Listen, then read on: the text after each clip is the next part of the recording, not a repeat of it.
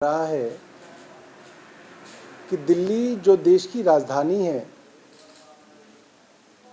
उसकी जो 26 जनवरी की झांकी होती है, जो हमारा टेब्लो होता है, उसको केंद्र सरकार बार बार रिजेक्ट कर रही है। ये बात बताने योग्य है कि 26 जनवरी की झांकी दिल्ली में ही होती है।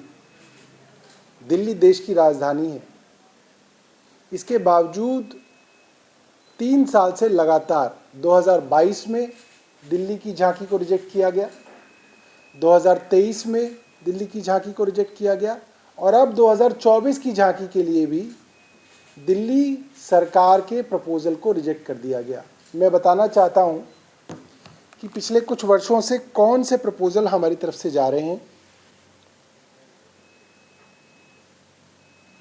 2022 में रिजॉल्व 75 करके टॉपिक था, उसके ऊपर हमारा डिज़ाइन दूसरे राउंड की मीटिंग में रिजेक्ट कर दिया गया। 2023 में नारी शक्ति विषय था, उसमें भी हमारा डिज़ाइन रिजेक्ट कर दिया गया और 2024 में विकसित भारत क्राइटेरिया था, उस पर भी दिल्ली सरकार के आइडिया को रिजेक्ट कर दिया गया। अब कल कुछ भारतीय जनता पार्टी के लोग कह रहे थे कि वो तो टॉपिक पे डिपेंड करता है। तो ये जो टॉपिक है, जो विषय है, वो केंद्र सरकार ही देती है। उस केंद्र सरकार के विषय पे जो राज्य हैं वो अपनी झांकी का प्रपोजल देते हैं, डिज़ाइन देते हैं, 3D डिज़ाइन देते हैं और केंद्र सरकार उस प्रपोजल को लगभग बदलती भी है।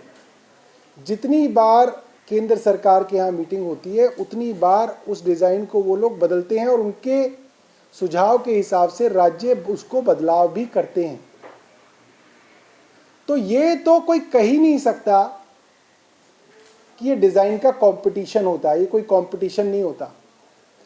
उन्होंने हमारे डिज़ाइन में कुछ सुझाव दिए थे, हमने वो सुझाव मान लिए थे। अगर वो और सुझाव देते तो वो सुझावों पे भी हम लोग विचार करते। विकसित भारत विषय पे क्या कहा जा सकता है कि भारत कैसे विकसित होगा? शिक्षा और स्वास्थ्य व्यवस्थाओं से भारत शिक्षित होगा। और दिल्ली सरकार ने अपने टेबलों के अंदर दिल्ली के स्कूल और दिल्ली के मोहल्ला क्लिनिक्स के मॉडल को प्रपोज किया था।